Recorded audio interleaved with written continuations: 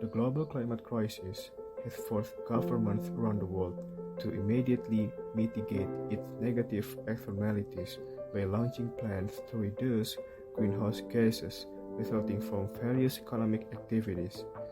Nowadays, the biggest problem faced by governments of developing countries such as Indonesia is finding ways to mitigate the negative impact of the climate crisis while increasing high productivity economic growth in an inclusive and equitable manner. However, the dominant economic paradigm in post-reform Indonesia tends to see the resolution of the two objectives above only sequentially: grow first and clean up later. The stagnation of economic growth that occurred after the 1998 reform could not be separated from the underlying economic structure in Indonesia. There are two post-reform economic phenomena that make it difficult for Indonesia to step up the development ladder. The first is the increasing dependence on natural resources, which leads to the natural resource curse. Second, the weakening of the manufacturing industry in the economy and the occurrence of premature deindustrialization. A strong dependency on natural resources is one of the factors that hinder the development of a country.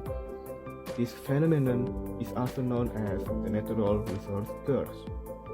After the shift of economic focus into the extractive industry and a concomitant crowding out of the manufacturing sector, premature deindustrialization transpires. This phenomenon is characterized by a decrease in manufacturing economic activity before the optimum productivity gains from a country's manufacturing output can be achieved.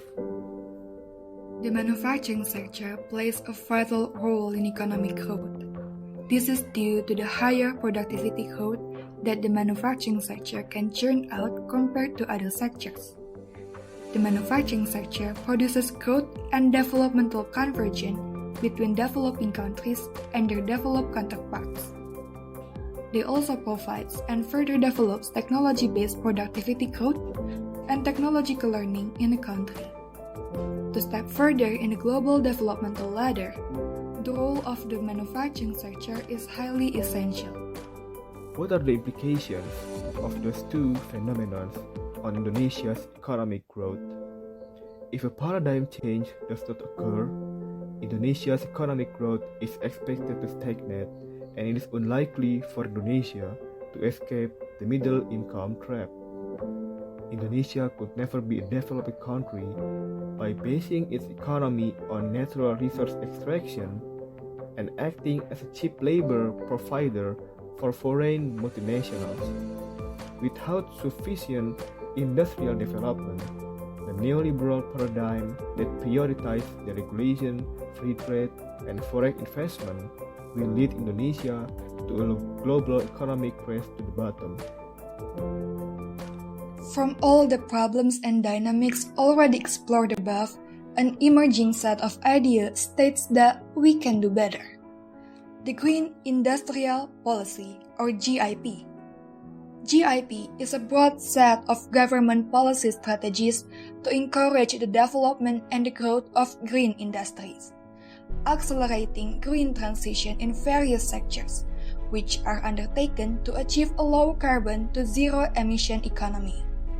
Green industry development and growth indicators such as multi-sector electrification, electricity generation from renewable energy, to low-carbon transportation require a lot of investment that cannot be fully released to the private sector. Therefore, the role of government is crucial. The role of government is clearly manifested through GIP.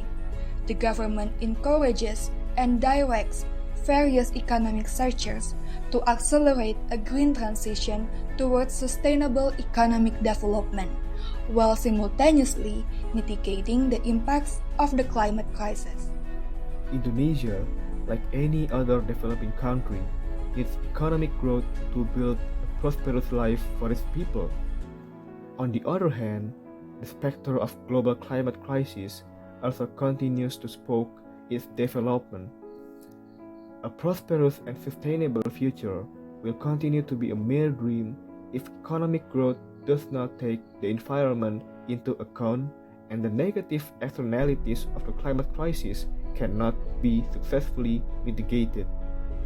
The GIP offers the right solution to the dilemma by increasing economic growth through the adoption of industrial policies that encourage the productive sector and at the same time encouraging environmental sustainability along with mitigating the negative impacts of the climate crisis.